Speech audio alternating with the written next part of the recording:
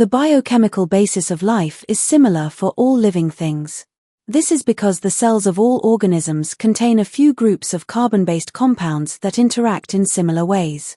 One of these carbon-based compounds are carbohydrates. Carbohydrates are commonly used by cells as energy sources and also form structural components in plasma membranes and cell walls. But, before we dive into carbohydrates, there are a few terms you need to understand. Monomers are smaller units from which larger molecules are made. Polymers are molecules made from many monomers joined together. A condensation reaction joins two molecules together, forming a chemical bond and eliminating a water molecule. A hydrolysis reaction breaks a chemical bond between two molecules, using a water molecule. Now that we are aware of these terms, let's apply these concepts to carbohydrates. There are three categories of carbohydrates you need to know: monosaccharides, disaccharides, and polysaccharides. Monosaccharides are the monomers from which larger carbohydrates are made. Here are the names of the three monosaccharides you need to learn. Disaccharides are formed when two monosaccharides join together in a condensation reaction, creating a glycosidic bond, a type of covalent bond. A glycosidic bond forms between the OH group of one monosaccharide and the H of another monosaccharide's OH group. This is shown below. There are three disaccharides you need to know about: maltose, sucrose, and lactose. Below, I have shown their structures. However, you don't need to learn their structures for the exam. All you need to mention is the monosaccharides they are formed from, the type of reaction involved, in this case condensation reaction, and the bond they form, which are glycosidic bonds. For example, the disaccharide maltose is formed by a condensation reaction between two alpha-glucose molecules, resulting in the formation of a glycosidic bond. For the exam, you don't have to mention its alpha-glucose. This is just for your awareness. The disaccharide sucrose is formed by a condensation reaction between a glucose molecule and a fructose molecule, resulting in a glycosidic bond. Lastly, lactose is formed by a condensation reaction between a glucose molecule and a galactose molecule, resulting in a glycosidic bond. Galactose and glucose are isomers of each other. The term isomer means that they have the same molecular formula, CHO, but different structures. The molecular formula of a compound indicates the exact number of each type of atom in a molecule. For the exam, you need to be familiar with the isomers of glucose.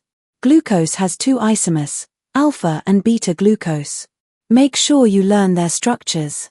In alpha glucose, the two OH groups are on opposite sides of the oxygen atom.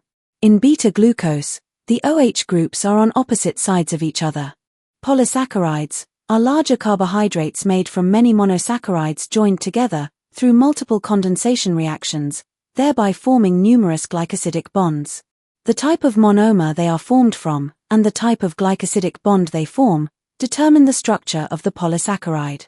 For example, if the monomers are beta-glucose, they will form beta-1,4 glycosidic bonds, resulting in a straight, unbranched polysaccharide. If the monomers are alpha-glucose, they can form either alpha-1,4 glycosidic bonds, resulting in a coiled structure, or alpha-1,6 glycosidic bonds, resulting in a branched structure. However, it's possible for a polysaccharide to have a combination of alpha-1,4 glycosidic bonds and alpha-1,6 glycosidic bonds. A combination of these bonds results in a coiled and branched polysaccharide. This is the case for the polysaccharide starch, which is shown below. There are three polysaccharides you need to know about: glycogen, starch, and cellulose.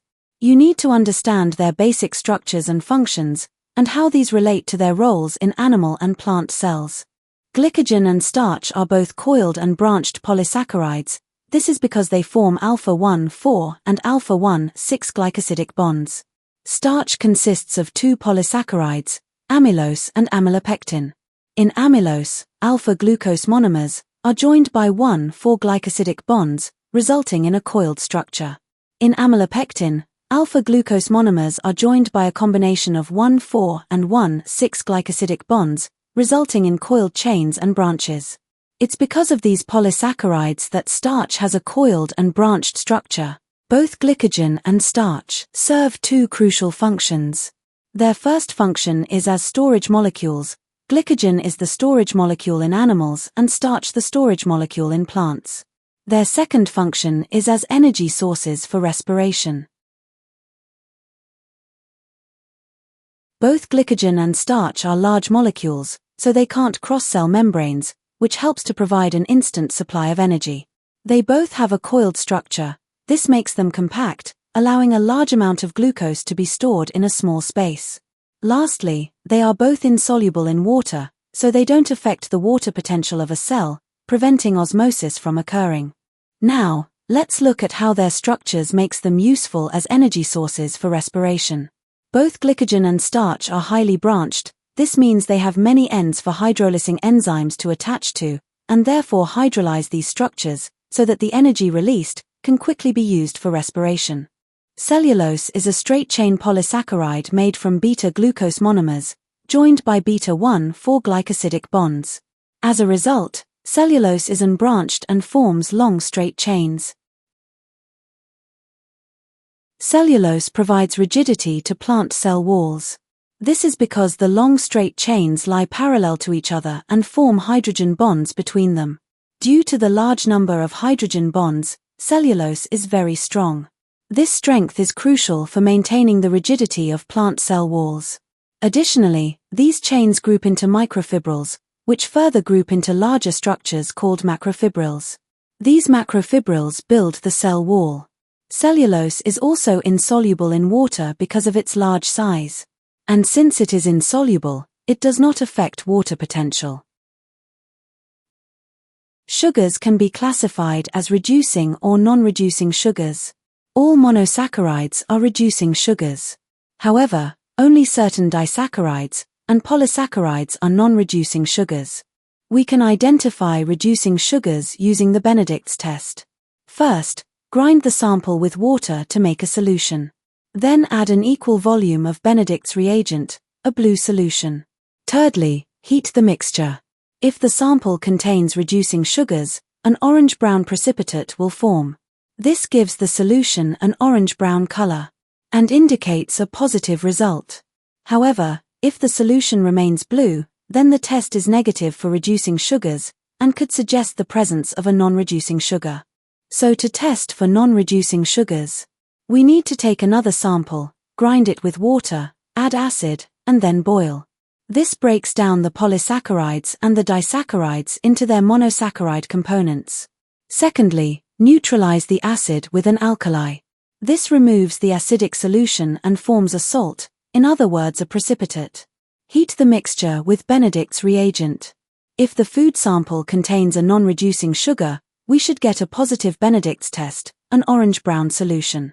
So far, we've learnt that all monosaccharides are reducing sugars, and that some disaccharides and polysaccharides are non-reducing sugars. Starch is an example of a polysaccharide that is a non-reducing sugar. And we can identify starch using the iodine test. Here's the method. First, add a few drops of iodine solution to the sample. Iodine solution is an orange solution. Then, shake the mixture. If the food sample contains starch, then the solution should change from orange to a blue-black solution.